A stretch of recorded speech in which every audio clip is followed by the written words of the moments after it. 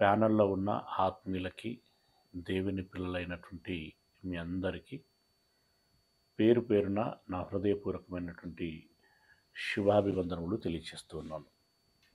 ప్రియమైనటువంటి దేవుని వారలారా, నిన్నటి దినమున అబ్రహాము గారి యొక్క ప్రథమ దాసుడు, నమ్మకమైనటువంటి వాడు, అబ్రహాము యొక్క ఆజ్ఞ మేరకి అబ్రహాముతో ప్రమాణము చేసి 10 ఒంటెలతో 10 మంది మనుషులతో మంచి ధనముతో, శ్రేష్టమైన ధనముతో మెసపతోమియాలోని నాహోరు పట్టణములో ఉన్నటువంటి బెతూయేలు గారి ఇంటికి వెళ్ళటం జరిగింది. వారు విడిది ఇస్తూ ఆహారమును స్వీకరించండి అని చెప్పి ఆహ్వానించినప్పుడు, నేను వచ్చిన పని పూర్తి కాకుండా నేను ఆహారము తీసుకోలేను, నేను మీకు తెలియచేసినటువంటి విషయము ఇది దైవ చిత్తానుసారముగా నడిపింపబడినటువంటి కార్యము. మీరు మీ అభిప్రాయాన్ని తెలియచేసినట్లయితే ఆ తదుపరి నేనేం చేయాలి అనేటువంటి విషయాన్ని నేను నిర్ణయించుకుంటాను అని విన్నపించుకున్నప్పుడు, వారు వారి యొక్క అభిప్రాయాన్ని తెలియచేయటం జరుగుతున్నది. ఆదికాండం 24వ అధ్యాయము 50వ వచనం. ఆదికాండము 24వ అధ్యాయము 50వ వచనం నుండి చూసినట్లయితే, లాబానును బెతూయేలును, రిబ్కాకి లాబాను సహోదరుడవుతాడు, బెతూయేలు తండ్రి అవుతాడు. ఇది యెహోవా వలన కలిగిన కార్యము. వారికి స్పష్టత ఉంది. ఇంత నిఖచ్చితంగా నువ్వు రావలసినటువంటి చోటుకి వచ్చావు అనంటే నిజంగా నిన్ను దేవుడే పంపించాడని మేము నమ్ముచున్నాం. అది మా పెదనాన్న అయినటువంటి అంటే బెతూయేలు గారి యొక్క మాట. అబ్రహాము దేవుడైనటువంటి యెహోవా నిన్ను నడిపించాడు, నీవు వచ్చావు. కాబట్టి ఇందులో అనుమానం ఏది లేదు. ఇది దేవుడు ఏర్పాటు చేసినటువంటి ఏర్పాటు. అయితే మేము అవునని కానీ కాదని కానీ చెప్పజాలము. ఒక తండ్రిగా నాకు అధికారం ఉండొచ్చుగాక, ఒక అన్నగా నాకు బాధ్యత ఉండొచ్చుగాక, కానీ అంత దూరము పంపించటానికి నా కుమార్తె ఇష్టాయిష్టములను కూడా తెలుసుకోవలసి ఉంది. తన అభిప్రాయమును బట్టి మేము ఏ విషయమైనది మీకు చెప్పగలుగుతాము అని చెప్పి ఆ దాసునికి వాళ్ళు తెలియచేయటం జరిగింది. ఏమని? ఇదిగో రిబ్కా నీ ఎదుట ఉన్నది, ఆమెని తీసుకొని పొమ్ము. యెహోవా సెలవిచ్చిన ప్రకారము ఈమె నీ యజమానుని కుమారునికి భార్య అగునుగాక అని ఉత్తరమిచ్చిరి. అంటే వారికి మనసులో పంపించాలని ఉంది. అలాగని మాకుగా మేము చెప్పజాలము. రిబ్కా నీ ఎదుట ఉన్నది. ఆమె గనక సరే అంటే నీవు ఆమెను తీసుకొని వెళ్ళొచ్చు. నీ యజమానుని కుమారుడైనటువంటి ఇస్సాకుకి భార్య అవ్వాలని మేము కూడా మనసారా కోరుకుంటున్నాము అని వాళ్ళు సమాధానం చెప్పారు. అబ్రహాము సేవకుడు వారి మాటలు విని యెహోవాకు సాష్టాంగ నమస్కారము చేసెను.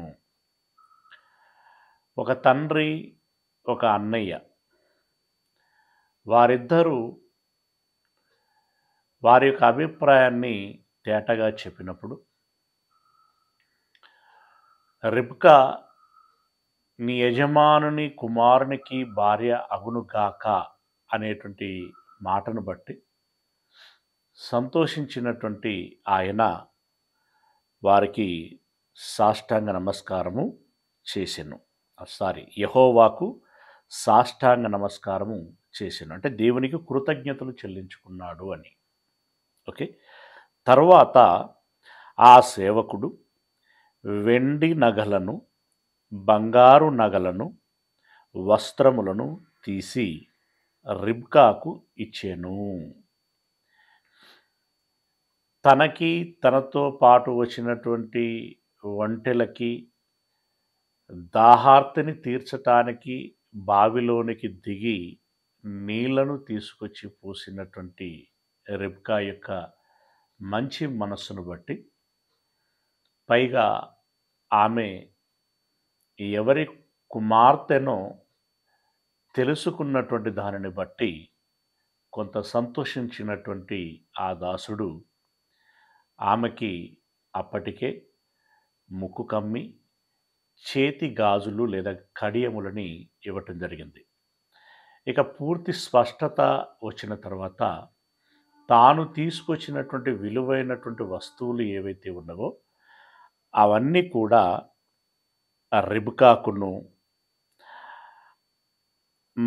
ఇంకా ఎవరికి ఇచ్చాడు అనంటే రిబ్కాకి ఇచ్చాడు. మరియు అతడు ఆమె సహోదరుని తల్లికిని విలువగల వస్తువులను ఇచ్చాను. అంటే ఇప్పుడు రిబ్కాకి తండ్రి ఉన్నాడు, తల్లి ఉన్నది, సహోదరుడు ఉన్నారు. ఇక మిగిలిన వారి సంగతి మనకు తెలియదు. ఓకే, ఈ తల్లికి కుమార్తెకి విలువైనటువంటి వస్తువులు అనగా బంగారంతో చేయబడినటువంటి వస్తువులు బహుమానంగా ఇచ్చాడు. అతడును అతనితో కూడా ఉన్న మనుష్యులను అన్నపానములు పుచ్చుకొని, అతనితో కూడా ఉన్నటువంటి మనుష్యులను అన్నపానములను పుచ్చుకొని అక్కడ ఆ రాత్రి అంతయు ఉండిరి.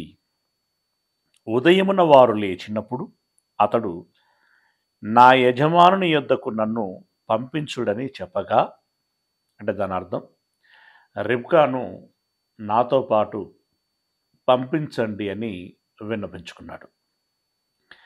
ఇక్కడ మనం జాగ్రత్తగా గమనించాల్సినటువంటి విషయం ఏంటంటే, విషయము తేటగా వారికి విన్నపించుకున్న తర్వాత మీ అభిప్రాయాన్ని తెలియచేయండి అని అన్నారు. అప్పుడు మాకు సమ్మతమే, కాకపోతే రిబ్కా నీ ఎదుట ఉంది, తనకు సమ్మతమైనట్లయితే నువ్వు తీసుకెళ్ళచ్చు, అబ్రహాము గారికి కోడలినిగా తన కుమారునికి భార్యనుగా పంపించటానికి మాకు అభ్యంతరం లేదు, మాకు ఇష్టమే అనేటువంటి విషయాన్ని చెప్పారు. దాదాపుగా అతడికి కన్ఫామ్ అయిపోయిందనమాట. అంటే వారి బెతూయేలు గారు తన కుమార్తెని నాతో పంపించటానికి ఇష్టపడుతున్నాడు. వెంటనే తనతో తెచ్చినటువంటి విలువైనటువంటి వస్తువులు వారికి బహుమానంగా ఇచ్చాడు. వాటి విలువ కోట్లుగా ఉంటుంది. అంటే ఇప్పటి లెక్కల ప్రకారం కోట్ల రూపాయల విలువ చేసేటువంటి ఆ కానుకలని వారికి ఇచ్చాడు. ఇక్కడ అబ్బాయి వారి తరపు నుండి అమ్మాయి వాళ్ళ అమ్మాయికిను అలాగే అమ్మాయి యొక్క తల్లికిని ఈ కానుకలు ఇవ్వబడ్డాయి. కట్న కానుకలు అని అంటాం కదా. ఇప్పుడు కట్నము అమ్మాయి వారు అబ్బాయికి ఇవ్వటము అనేటువంటిది మనకి ఇక్కడ కనిపించట్లా. అబ్బాయి వారే అమ్మాయికిను అమ్మాయి వారి కుటుంబానికి ఇచ్చినట్టుగా మనకు కనబడుతుంది. ఇది గడిచిన 100 సంవత్సరాల క్రితము, అంటే అటు పూర్వము కన్యాశుల్కము పేరట మన భారతదేశంలో కూడా ఉండేది. కన్యాశుల్కము అనగా అబ్బాయి వారే అమ్మాయి వారికి కొంత సొమ్ముని ఇచ్చి లేదా ధనముని ఇచ్చి అమ్మాయిని వారి ఇంటి గృహిణినిగా తీసుకెళ్ళేటువంటి వారు. అలాంటిది కాస్త ఇప్పుడు అమ్మాయి వారే అబ్బాయి వారికి కట్నము ఇచ్చేటువంటి విషయంగా మారిపోయింది. అంటే ఒకప్పుడు కన్యాశుల్కము ఉంది, అమ్మాయిని వారి ఇంటికి పంపిస్తున్నారు గనక అందుకు కృతజ్ఞతగా ఈ బహుమానాలని ఇచ్చేటువంటి వారు. అంటే కన్యాశుల్కము ఆ రోజుల్లో ఉన్నది. అది కూడా ఈ మాట ముచ్చట్లు అని చెప్పి సిట్టింగ్ చేసి ఇంత అని చెప్పి తలో మాట చెప్పి డిమాండ్ చేసి ఫిక్స్ చేసినటువంటిది కాదు. అది స్వేచ్ఛాపూరితంగా వారికి ఇష్టమైనంతగా వారు ఇవ్వటం అనేటువంటిది జరిగింది. ఇచ్చాడు, ఆతిథ్యము తీసుకున్నాడు, అంటే ఆహారము తీసుకున్నాడు, ఆ రాత్రి విశ్రాంతి తీసుకున్నారు. ఉదయం లేచిన తర్వాత ఇక నా యజమానుడు నా కోసం కనిపెట్టుకుని ఉంటాడు, ముఖ్యంగా అమ్మాయి కోసం కనిపెట్టుకుని ఉంటాడు గనక అతన్ని వేచి చూయించేటువంటి మనసు నాకు లేదు. నేను త్వరగా వెళితే మంచిది గనుక రిబ్కాను నాతో పంపించినట్లయితే నేను వెళుతాను, నేను నాతో ఉన్నటువంటి మనుషులము వెళుతాము అని చెప్పాడు. అప్పుడు 55వ వచనం, ఆమె సహోదరుడును ఆమె తల్లియు ఈ చిన్నదాన్ని 10 దినములైనను మా యొద్ద ఉండనిమ్ము. అంటే అన్ఎక్స్పెక్టెడ్ న్యూస్ కదండి. ఒక దినములోనే పంపించండి అని అనగానే వారి మనసు కొంచెం అయ్యో మా కూతురు ఇక వెళ్ళిపోతుందా అనేటువంటి ఒక భావన కలిగి కనీసం ఒక 10 రోజులైనా ఉంటే కొంచెం మా ముచ్చట తీర్చుకొని పంపిస్తాము అన్నటువంటి దృక్పథంతో ముఖ్యంగా రిబ్కా గారి యొక్క తల్లి అలాగే సహోదరుడు విన్నపించుకున్నారు. ఎందుకంటే ఆ స్థానంలో ఎవరున్నా కూడా అలాంటి మనస్సే కలుగుతుంది. అయ్యో కూతురు వెళుతుందా. ఈలోపు కూతురు యొక్క ఇష్టాలు ఏంటో తల్లికి అప్పటికే తెలుసుంటాయి కాబట్టి మేబీ అలాంటివి ఏమైనా తీర్చాలని, అంటే అమ్మాయికి ఇష్టమైనటువంటి వంటకాలు చేసి పెట్టడం, అమ్మాయికి ఇష్టమైనటువంటి వస్త్రాలని సిద్ధపరచటం, అమ్మాయితో పాటు ఇప్పుడు చెలికత్తలను పంపించాలి, కొన్ని ప్రిపరేషన్స్ అనేటువంటివి ఉంటవి. ఈ ప్రిపరేషన్స్ని దృష్టిలో పెట్టుకొని 4 రోజులు చక్కగా అమ్మాయిని చూసుకొని, అంటే వారి ప్రేమను పంచుకొని ఇక ఆ తర్వాత పంపిద్దాము అనేటువంటి ఉద్దేశంతో వారు ఆ దాసునికి చెప్పటము జరిగింది. 10 దినములైనను మా యొద్ద ఉండనిమ్ము, ఆ తర్వాత ఆమె వెళ్ళవచ్చును అనేది.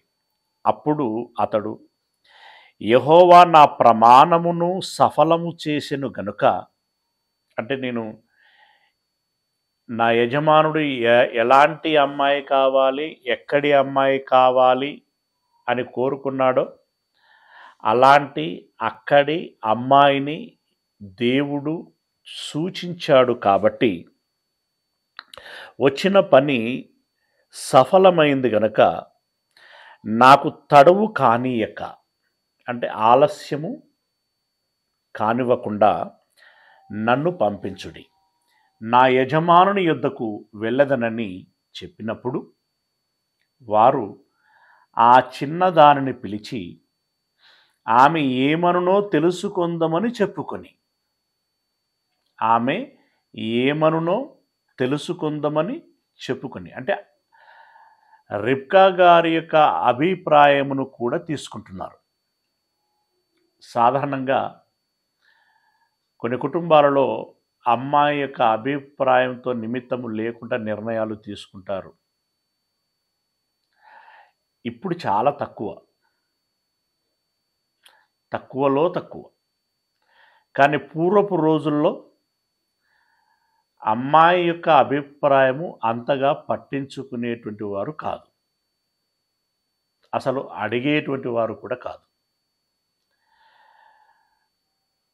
అబ్బాయి యొక్క అభిప్రాయముతో కూడా అంతగా పరిగణలోకి తీసుకునేటువంటి వారు కాదు. కొంతలో కొంత అభిప్రాయము అబ్బాయిలు ఎక్కడైనా కొన్ని కుటుంబాలలో చెప్పగలిగిన, అన్ని కుటుంబాలలో ఆ పరిస్థితి ఉండేది కాదు. తల్లిదండ్రులు కూర్చొని మాట్లాడుకొని ఒక నిర్ణయం తీసుకున్నారంటే ఆ మాటకి తలొగ్గి వారు వివాహము చేసుకునేటువంటి వారు. కానీ ఇక్కడ ఈ బెతూయేలు వారి తల్లి సహోదరుడు అమ్మాయి యొక్క అభిప్రాయమును కూడా తీసుకోవాలని భావిస్తున్నారు. అంటే అమ్మాయి యొక్క ఆలోచనకి, మాటకి, అభిప్రాయమునకి వారు గౌరవము ఇస్తున్నారు. ఆ రోజుల్లో ఇంత మంచి మనస్సు, అంటే ఆ ప్రేమ, ఆ మనుషుల యొక్క ఇష్టాలకు ఇచ్చేటువంటి గౌరవము ఇవ్వగలిగేటువంటి మనస్సులు ఆ రోజుల్లో ఉన్నాయి. రిబ్కాను తెలుసుకుందామని చెప్పుకొని రిబ్కాను పిలిచి, ఈ మనుషునితో కూడా వెళ్ళదవా అని ఆమెను అడిగినప్పుడు, అంటే విషయమంతా మోస్ట్లీ అప్పటికే అందరికీ తెలిసినటువంటి విషయం కాబట్టి స్ట్రైట్గా అడిగేశారు, వెళ్ళదవా అని అన్నాడు. రిబ్కా చూడండి, మారు మాట లేకుండా, సంశయం లేకుండా చాలా చక్కగా వెళ్ళేదను అనెను. అంటే జంకు గొంకు లేదు ఆమెకి. ఎందుకంటే పెదనాన్న గురించి, పెద్ద తాత అవుతాడు ఇక్కడ, రైట్, అతని గురించి, ఇస్సాకును గురించి బెతూయేలు గారు చెప్పినటువంటి సమాచారము ఇదివరకే ఉంటుంది. తాను చెప్పినట్టుగానే ఇప్పుడు ఈ దాసుడు వచ్చాడు, ఇతడు కూడా చక్కగా మాట్లాడుతున్నాడు, భయభక్తులు కలిగినటువంటి వాడుగా మాట్లాడుచున్నాడు, బావి యొద్ద పరిచయమైన నాటి అంటే ఆ సమయం నుండి తన మాటలో ప్రతి సందర్భము నాకు నమ్మకము కనిపించింది, నేను వెళ్ళేదను అని అన్నది. కాబట్టి వారు తమ సహోదరి అయిన రిబ్కాను, ఆమె దాదీని, దాది అంటే చెలికత్తె, సహాయకురాలు.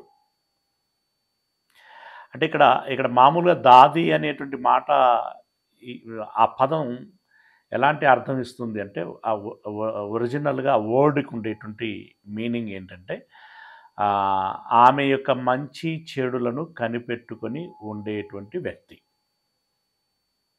మామూలుగా కొన్ని కుటుంబాలలో సంరక్షకురాలు అని ఓ పని మనిషిని పెడతారు కదా, అలాంటి వారిని దాదీలు అంటారు. కానీ ఇక్కడ అలాంటి వారిని పంపించడానికి అవకాశం ఉండదు. చెలికత్తె అంటే సహాయకురాలు, స్నేహితురాలుగా భావించటం జరుగుతుంది. ఇంకా డీప్లోనికి వెళ్తే దాసురాలు అని కూడా చెప్పాల్సి వస్తుంది. ఓకే, అలా దాదీని పంపించారు. దాదీని అబ్రహాము సేవకుని అతనితో వచ్చిన మనుషులను సాగనంపినప్పుడు 10 days వాళ్ళు అడిగారు, కానీ ఆలస్యము కానివ్వకండి, నేను త్వరగా వెళితే మంచిది అని చెప్పి దాసుడు విన్నపించుకున్నటువంటి విన్నపాన్ని వారు గౌరవించి, మరి వెంటనే వెళ్ళటానికి రిబ్కాకు మనసుందా లేదా కనుక్కుందామని కనుక్కున్న తర్వాత నేను వెళుతాను అని చెప్పింది.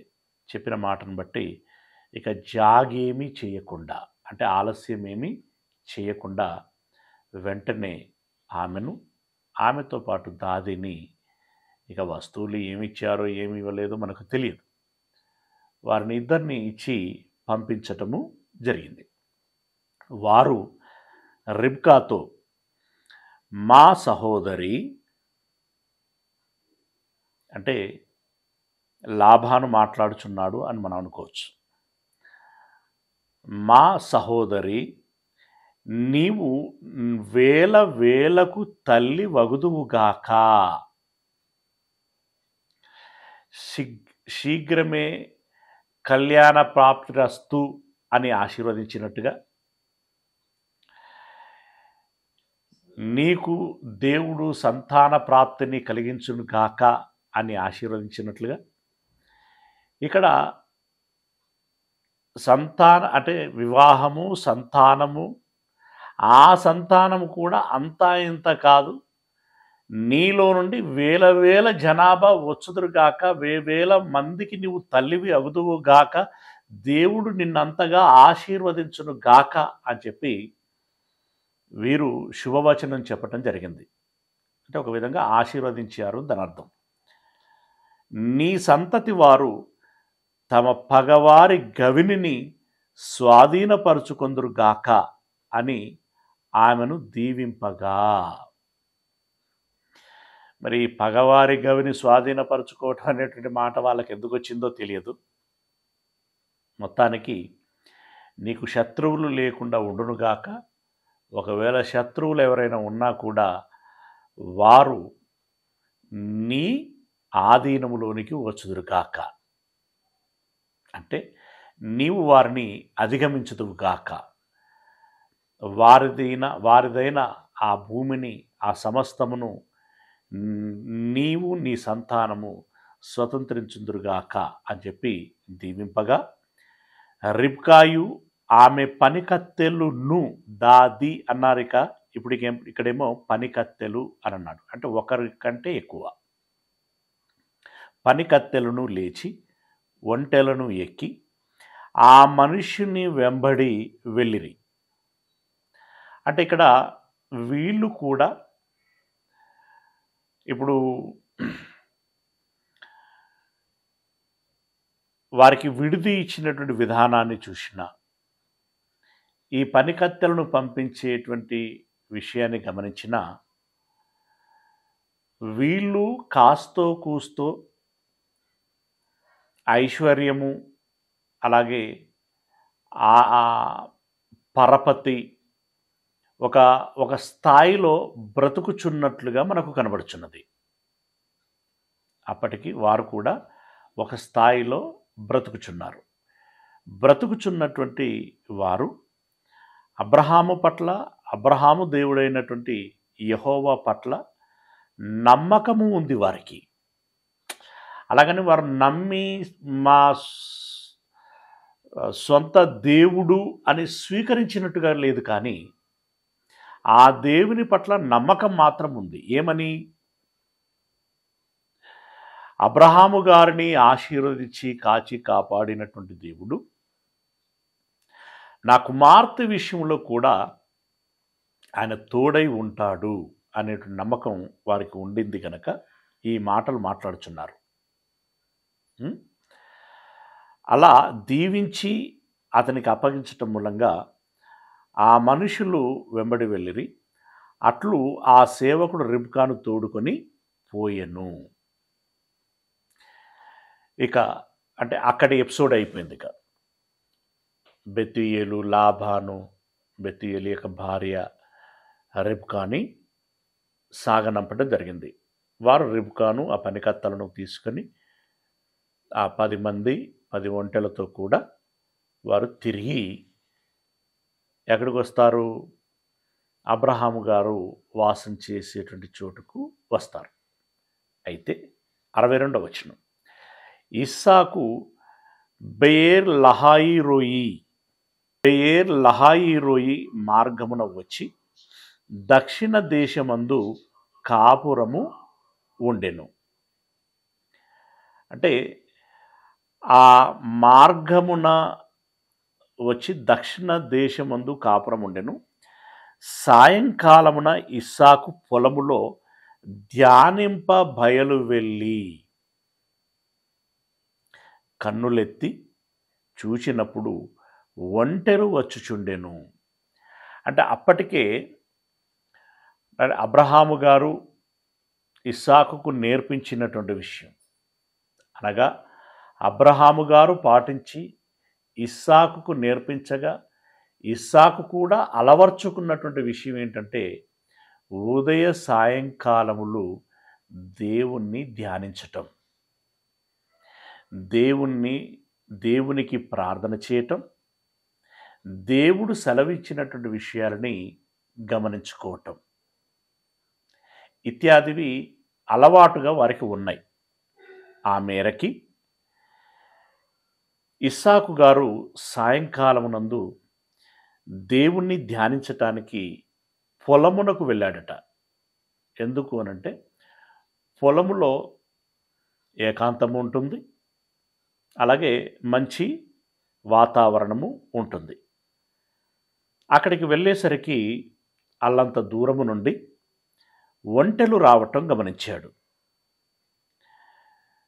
రిబ్కా కన్నులెత్తి ఇస్సాకును చూచి ఒంటె మీద నుండి దిగి మనలను ఎదుర్కొనుటకు పొలములో నడుచుచున్న ఆ మనుషుడెవరని దాసుని అడుగగా,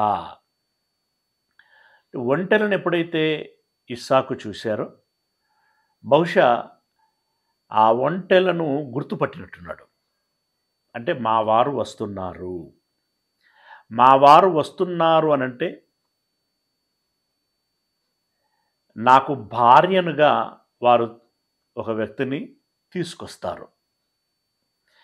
బహుశా ఆ ఆనందమేమో ఎదురుగా వెళుతున్నాడట ఇతడు. ఎదురుగా వెళుచున్నప్పుడు అంటే రిబ్కా గారు కూర్చున్నటువంటి ఒంటెల వైపే అతడు వడివడిగా రావటం మూలంగా రిబ్కా గారు కూడా బహుశా నాకు కాబోయే వాడేమో అనేటువంటి ఉద్దేశంతో గౌరవప్రదంగా ఒంటె మీద నుండి దిగి ఆ ఒంటెను నడిపించేటువంటి అతన్ని అడిగింది, ఏమని? అలా ఎదురుగా మనల్ని ఎదుర్కోవటానికి వస్తున్నటువంటి వ్యక్తి ఎవరు అని అడిగితే అతడు చెప్పాడు. ఏమని చెప్తున్నాడు? అతడు నా యజమానుడని చెప్పాను. అంటే దాని అర్థం ఏంటి? యజమాని కుమారుడు, యజమాని, నా యజమానుడని చెప్పాను గనుక ఆమె ముసుగు వేసుకునెను. అంటే సిగ్గుపడింది అని. కాబోయేటువంటి వాడు వస్తుండటం మూలంగా సిగ్గుపడి ముసుగు వేసుకుంది. ఇంతమంది పని వాళ్ళు ఉన్నప్పుడు ముసుగు లేదు. కాబోయేటువంటి వాడు వస్తున్నాడనగానే ముసుగు వేసుకున్నది, అంటే సిగ్గుపడింది అని దాని అర్థం.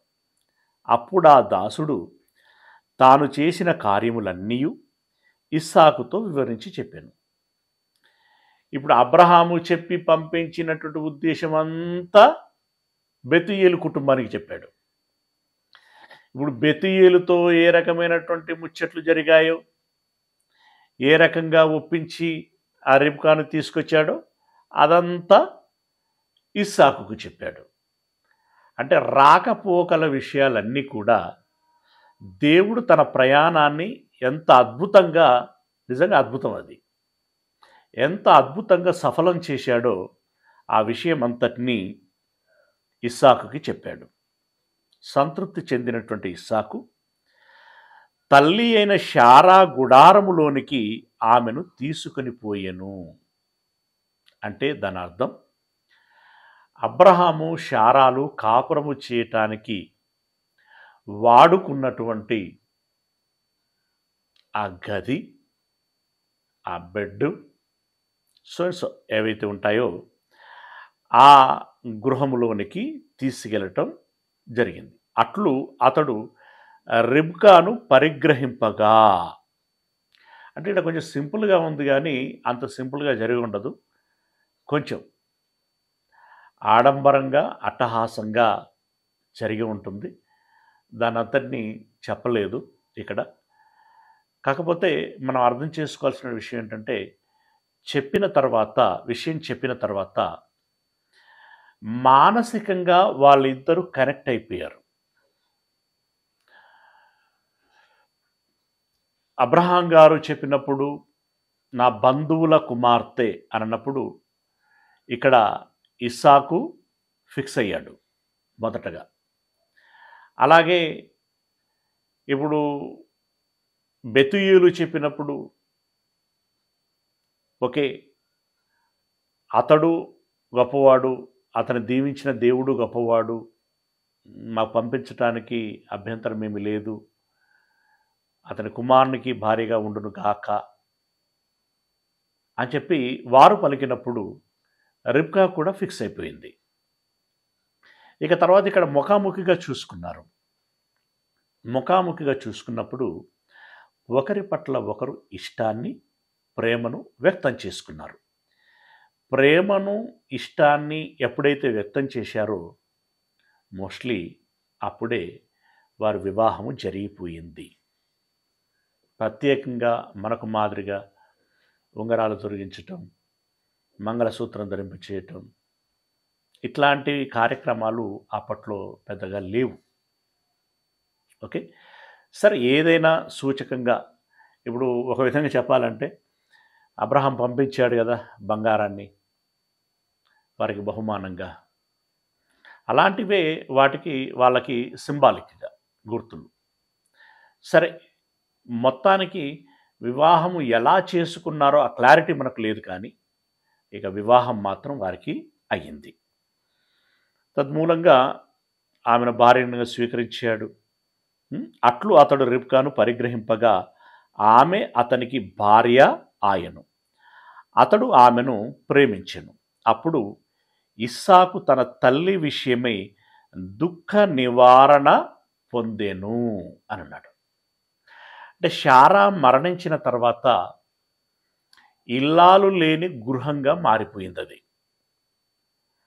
అబ్రహాము దుఃఖించాడు, తల్లిలో లేనటువంటి లోటును ఇస్సాకు కూడా ఫీల్ అయ్యాడు.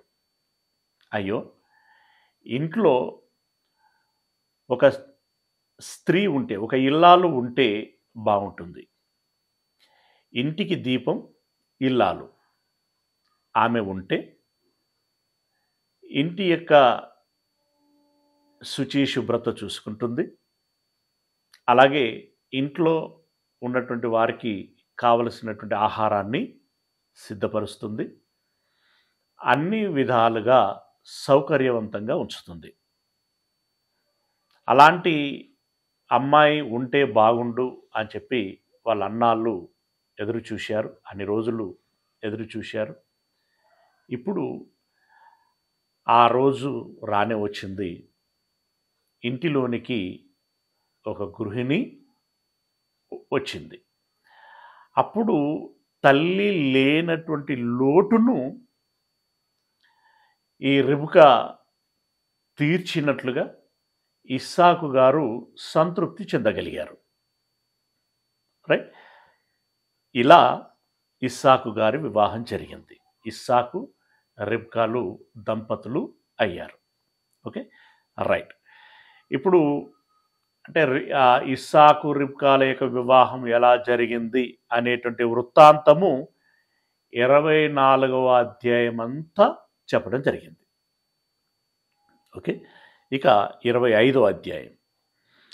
అబ్రహాము మరలా ఒక స్త్రీని వివాహము చేసుకొనెను. ఎందుకు? ఇప్పుడు కొడుకు వివాహం చేసుకున్న తర్వాత ఈ కుమారుడు తన తండ్రిని విడిచి భార్యను హత్తుకుంటాడు. ఇప్పుడు వారిరువురు ఒక కుటుంబం.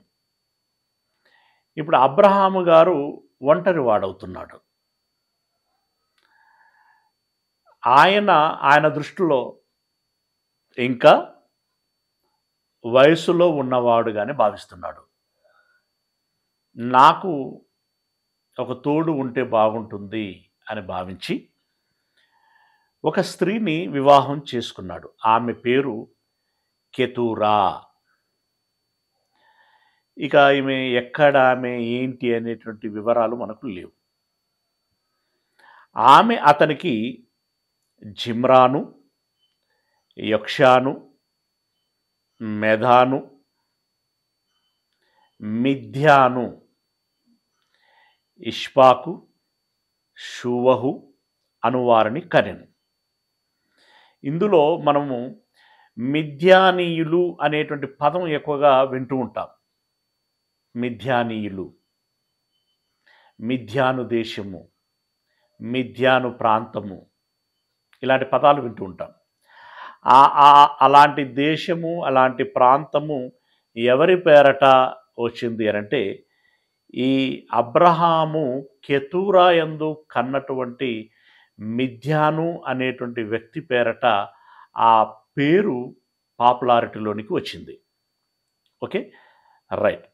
తర్వాత యక్షాను షేబను కన్నాడు. ఈ షేబా దేశపు రాణి సొలొమోను గారి యొక్క మాటలను వినటానికి వచ్చింది. అంటే ఈ షేబా అనేటువంటి కుమారుని పేరట ఒక దేశము ఏర్పడింది. ఆ దేశమునకు ఒక రాణి పరిపాలన చేసింది. ఆ రాణి సొలొమోను గారి మాటలు వినటానికి వచ్చింది. ఇది తదనంతరం జరిగినటువంటి చరిత్ర. కాకపోతే ఆ షేబా దేశము అని మనం చదువుకున్నాం కదా, దానికి ఆ పేరు ఎలా వచ్చింది అని అంటే, ఇదిగో అబ్రహాము కెతూరా యందు కన్నటువంటి షేబా అనేటువంటి వ్యక్తి పేరట ఆ దేశమునకు ఆ పేరు వచ్చింది. తర్వాత దెదానును కనెను. అషూరీయులు, లెతూషీయులు, లెయూమీయులు అనువారు ఆ దెదాను సంతతి వారు. మనకు బైబిల్లో అషూరీయులు అనేటువంటి పదం కూడా తరచుగా కాదు, చాలా ఎక్కువగా వినబడింది. ఆ అషూరీయులు ఇశ్రాయేళ్ల మీద దండయాత్ర చేశారు. ఒక పెద్ద చరిత్ర అది. అషూరీయులు ఒక సామ్రాజ్యంగా ఎదిగారు. అలాంటి అషూరీయులు ఎవరి సంతానమటారంటే దెదాను సంతానము. ఈ దెదాను ఎవరి కుమారుడు అనంటే అబ్రహాము కుమారుడు. అంటే జనాంగం అంతా కూడా కొంచెం తరాలు గడిచేసరికి నువ్వెవరో నేనెవరో అన్నట్టుగా మారిపోతుందే కానీ వాస్తవానికి వీళ్ళందరూ ఒక కుదురులో నుండి వచ్చినటువంటి వారే. అది మరచి వారి స్వార్థంతో విభిన్నంగా ప్రవర్తించటం, ఆరోగ్యకరమైనటువంటి వాతావరణాన్ని కాస్త అనారోగ్యంగా మార్చుకోవటం అనేటువంటిది జరుగుతూ ఉంటుంది. లోతైనటువంటి అవగాహన కనుక చేసుకుంటే మనుషుల్లో మానవీయత అనేటువంటిది పరడవిల్లుతుంది. Okay, right. ఇంకా ఏయిఫా, ఏఫెరు, హానోకు, అబీదా, ఎల్దాయా అనువారు ఆ మిథ్యాను సంతతి వారు. అంటే ఇప్పుడు ఇక్కడ దెదాను సంతతి వారెవరో చెప్పారు, మిథ్యాను యొక్క సంతతి వారెవరో చెప్పారు. మిథ్యాను అనేటువంటి వ్యక్తి ఇప్పుడు కెతూరా యందు పుట్టినటువంటి కుమారుడు అని మనం చదువుకున్నాం కదా. ఈ మిథ్యాను సంతానము ఎయిఫా, ఎఫేరు, హనోకు, అబీదా, ఎల్దాయా వీళ్ళందరూ కలిస్తే మిథ్యానీయులు, మిథ్యాను దేశము. ఓకే, వీరందరూ కెతూరా సంతతి వారు. అబ్రహాము తనకు కలిగినది యావత్తు ఇస్సాకుకు ఇచ్చెను. ఇంతమంది కుమారుడు పుట్టినా కూడా ఇస్సాకు వాగ్దాన పుత్రుడు కాబట్టి తన యొక్క ఆస్తిలో వారసత్వంగా సింహభాగము ఇస్సాకుకు ఇచ్చాడు. తర్వాత అబ్రహాము తన ఉపపత్నులకు అంటే శారా మాత్రమే కాదు, హాగరు కూడా భార్యగా చేయబడిన సంగతి మనకు తెలిసిందే. అలాగే ఇప్పుడు కెతూరా కూడా భార్యగా చేయబడింది. ఇక ఉపపత్నులు అని వాడాడు అనంటే కెతూరాతో పాటు ఇంకెవరైనా ఉండి ఉన్నారేమో తెలియదు మనకి. మొత్తానికైతే ఉపపత్నులు అతనికి ఉన్నారు. రైట్. అబ్రహాము తన ఉపపత్నుల కుమారులకు బహుమానములు ఇచ్చి, అంటే వారసత్వంగా ఆస్తి అధికారికంగా ఇవ్వలేదు, కానీ ఎందుకంటే అధికారికంగా ఆస్తి వారసత్వంగా ఎవరికి చెందుతుందంటే అధికారికంగా చేసుకున్నటువంటి భార్యకు మాత్రమే చెందుతుంది. ఇక తర్వాత వచ్చినటువంటి వారు ఎవరైనా కూడా వారు అనాధికారపు భార్యలు అవుతారు. అనాధికారపు భార్యలకి అధికారికంగా వారసత్వపు హక్కు ఉండదు. అది అబ్రహాం గారు అప్పటికి మెయింటైన్ చేశారు. అలా తన భార్య అయినటువంటి శారా కుమారునికి వారసత్వంగా తన ఆస్తినంతా ఇచ్చేశాడు. కానీ ఉపపత్నుల భార్యలకు మాత్రం బహుమానాలు ఇచ్చాడట. ఇది ఉంచుకోండి, ఇది ఉంచుకోండి, ఇది ఉంచుకోండి అని చెప్పి వాళ్ళకు ఇచ్చి, ఇక్కడ ఉండకూడదు, ఉంటే మళ్ళీ కొంచెం ఈ అన్నదమ్ముల ఇంకా చెప్పాలంటే భార్యల పిల్లలు కాబట్టి ఈ దాయాది పోరు ఉంటుంది అని ఆయన ముందే ఊహించి మీరు దూరంగా వెళ్ళి బ్రతకండి అని పంపించాడట. ఇక్కడి నుండి మీరు దూరముగా వెళ్ళి బ్రతకండి అంటే ఇప్పుడు కనాను దేశంలో ఉన్నటువంటి ఆయన మీరు దూరంగా వెళ్ళండి అని అంటే వారు వెళ్ళిపోయారు. ఎటువైపు వెళ్ళిపోయారంటే వారు దాదాపుగా కనానుకి ఈశాన్య ప్రాంతముగా వెళ్ళిపోయారు. మనం పటంలో కనుక చూస్తే అష్షూరు తదితరమైనటువంటి ప్రాంతాలు, మనం ఊరు అనేటువంటి ప్రాంతాన్ని అబ్రహాము ఊరు నుండి వచ్చాడని చదువుకున్నాం కదా, ఆ ఊరు మిథ్యాను దేశపు ఊరది. అంటే ఆ ఊరు కానివ్వండి, అష్షూరు కానివ్వండి, ఇదంతా కూడా అబ్రహాము కెతూరాయందు కన్నటువంటి సంతానం ఎవరైతే ఉన్నారో వారు సెటిల్ అయినటువంటి దేశాలవి. అంటే ఇక్కడ నుండి అక్కడికి వెళ్ళి వారు వాసం చేయటము జరిగింది. అలా బహుమానాలు ఇచ్చి పంపించగా తాను సజీవుడై ఉండగానే తన కుమారుడగు ఇస్సాకు నొద్ద నుండి తూర్పు తట్టుగా తూర్పు దేశమునకు వారిని పంపివేసెను. తూర్పు తట్టుగా పంపివేసెను అంటే ఈశాన్యమునకు అలాగే తూర్పుకు ఈ ప్రాంతంలో వారు సెటిల్ అయినట్టుగా మనం చూస్తూ ఉంటాం. ఈ అష్షూరు అంటే ఎగ్జాక్ట్లీ ఊరు అనేటువంటిదేమో తూర్పుగా ఉంటుంది, అష్షూరు అనేటువంటిదేమో కాస్త ఈశాన్యంగా ఉంటుంది. అంటే దాని అంతటినీ దేనికింత పరిగణించాల్సి వస్తుందంటే మామూలుగా ఇంగ్లీష్లో నార్త్ వెస్ట్ జోన్ అంటారు దాన్ని, నార్త్ ఈస్ట్ జోన్ అంటారు. ఈ నార్త్ ఈస్ట్ జోన్కి వీళ్ళు వెళ్ళిపోయి సెటిల్ అయ్యారు. ఓకే, అబ్రహాము బ్రతికిన సంవత్సరములు 175 సంవత్సరములు. 175 సంవత్సరములు అంటే 120 సంవత్సరాలక శారా గారు 127 సంవత్సరాలకి శారా గారు మరణించారు. అప్పటికి ఆ అబ్రహాము యొక్క వయసు 137. ఆ 137 సంవత్సరాలప్పుడు భార్య చనిపోతే అప్పటి నుండి ఇంకెంతకాలం బ్రతికాడు అనంటే 175 అని అన్నప్పుడు ఎంత అవుతుంది? ఈ 37 ప్లస్ 75 అంటే 30 ఎంత అవుతున్నది? 40 సంవత్సరాలకు అటు ఇటుగా అవుతున్నది. రైట్. అన్ని సంవత్సరములు బ్రతికాడు. అన్ని సంవత్సరములలో ఆయన మరొక వివాహం చేసుకొని సంతానమును కని వారిని తూర్పు వైపుగా పంపించడం జరిగింది. అప్పుడు అతడు పండు వృద్ధాప్యములోనికి వచ్చాడు.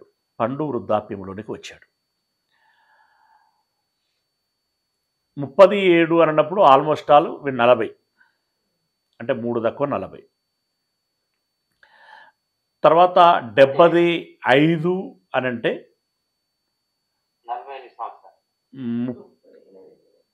35 ప్లస్ 3 35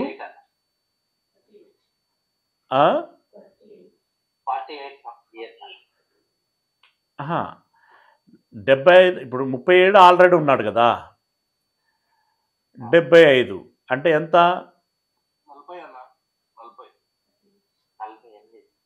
ఎక్కడ అవుతుంది?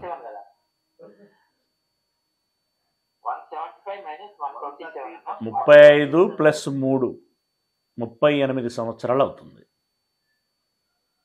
అంతే కదా? 38 సంవత్సరాలు క్యాలిక్యులేట్ చేశారా? రైట్. 38 సంవత్సరాలు అదనంగా బ్రతికాడు. రైట్.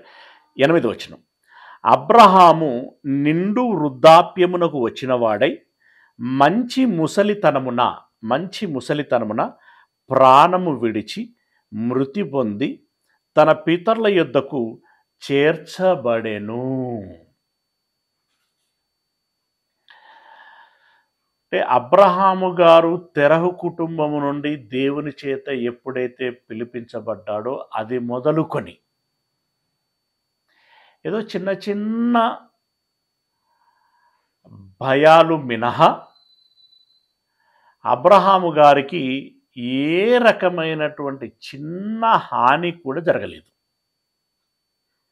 అంటే కాలికి ముళ్ళు గుచ్చకుండా కంటికి రెప్పల దేవుడు అబ్రహామును తన కుటుంబాన్ని కాపాడాడు.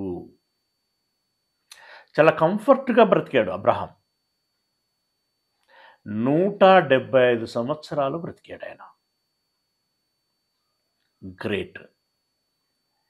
దేవుడు గొప్పవాడు. దేవుడు దీవించిన అబ్రహాము గొప్పవాడు. పండు వృద్ధాప్యంలో మరణించి పితరుల యొద్దకు చేర్చబడెను. అంటే నోవహు, హానోకు, హేబేరుల యొద్దకి చేర్చబడ్డాడు. Okay, right. హిత్తీయుడైన సోహరు కుమారుడగు ఎఫ్రోను పొలమందలి మక్పేలా గుహలో అతని కుమారులగు ఇస్సాకును ఇష్మాయిలును అతనిని పాతిపెట్టిరి. కెతూరా సంతానము ఉన్న మేబీ వాళ్ళు కూడా పాలు పంచుకొని ఉంటారు. కానీ అధికారికంగా ఇక్కడ ఇస్సాకును గురించి, ఇస్సాకు వాగ్దాన పుత్రుడు. సరే, అనుకోకుండా జరిగినటువంటి ఇన్సిడెంట్లో ఇష్మాయేలు కుమారుడుగా పుట్టాడు, జ్యేష్ఠ కుమారుడుగా. రైట్. వీరిరువురు కలిసి అబ్రహాము గారు ఆల్రెడీ షారాయి మరణించినప్పుడు కొన్నటువంటి సమాధుల స్థలము ఏదైతే ఉందో స్థలాన్ని కొన్నాడు. తర్వాత అది సమాధి స్థలంగా మార్చాడు. ఆ స్థలములోనే, అంటే షారా గారు పాతి పెట్టబడినటువంటి స్థలములోనే అబ్రహాము గారు కూడా పాతి పెట్టబడ్డారు. అంటే అతని దేహము పాతి పెట్టబడింది. అది మమ్రే ఎదుట ఉన్నది. అబ్రహాము హేతు కుమారుల యొద్ద కొనిన పొలములోనే అబ్రహామును అతని భార్య అయిన షారాయిను పాతి పెట్టబడిరి. అబ్రహాము మృతి పొందిన తర్వాత దేవుడు అతని కుమారుడగు ఇస్సాకును ఆశీర్వదించెను. అంటే అబ్రహామును ఆశీర్వదించినట్టుగానే ఇస్సాకును కూడా ఆశీర్వదించెను. అప్పుడు ఇస్సాకు బెయేర్ లహాయి రోయి దగ్గర కాపురము ఉండెను. బెయేర్ లహాయి రోయి దగ్గర కాపురముండెను. ఈ బెయేర్ లహాయి రోయి ఎక్కడ ఉంది? అరమ్నహారాయిము అని అంటేనేమో మెసొపొతేమియా అని మనం చదువుకున్నాం. అరమ్నహారాయిము వేరు, బెయేర్ లహాయి రోయి వేరు. బెయేర్ లహాయి రోయి అంటే ఎక్కడ ఏంటి అనేటువంటిది మనం అర్థం చేసుకోవాలంటే, హాగరు తన కుమారుడైన ఇష్మాయేలును తీసుకొని అడవికి వచ్చింది కదా. అడవికి వచ్చిన తర్వాత ఏం చేయాలో పాలుపోలేదు. కొంత సమయం గడిపేసరికి ఉన్న నీళ్ళు అయిపోయాయి. దాహమునకు కుమారుడు విలవిలలాడిపోతున్నాడు, ఏడుస్తున్నాడు. అయ్యో నా కుమారుడు చనిపోతాడేమో అని చెప్పి ఆమె దిగులుతో ఆమె ఏడుస్తూ ఉన్నది. అప్పుడు దేవుడు వారిని చూసి కనికరించి దేవదూతను పంపించి, హాగరు నీకేమైంది, ఎందుకు ఏడుస్తున్నావు అని చెప్పేసి అడిగి సముదాయించి ఓదార్చి, దాహంతో వీరున్నారు అని గమనించి, అక్కడ ఒక విధంగా చెప్పాలంటే నీటి చుక్క లేనటువంటి ఆ ప్రాంతంలో నీటి బుగ్గను పుట్టించడం జరిగింది. నీటి బుగ్గను పుట్టించడం జరిగింది. ఆ నీటి బుగ్గను బట్టి హాగరు ఆ ప్రాంతానికి ఈ పేరు పెట్టింది. ఏంటది ఒకసారి మనం గమనిద్దాం. 16వ అధ్యాయము 14వ వచనం. ఇది జరిగినటువంటి కార్యము. 16వ అధ్యాయము 14వ వచనం. 16వ అధ్యాయము 14వ వచనంలో, అందుచేత ఆ నీటి బుగ్గకు బెయేర్ లహాయి రోయి అనగా నెంబర్ ఇచ్చాడు చూడండి క్రింద, చూచుచున్న సజీవుని బావి. నీటి బుగ్గను ఉద్దేశించి బావి అన్నది. చూచుచున్న సజీవుని బావి అంటే బెయేర్ లహాయి రోయి అనగా చూచుచున్న సజీవుని బావి అని దాని అర్థం. అంటే ఆ ప్రాంతమునకు వచ్చి అతడు వాసము చేయటం జరిగింది.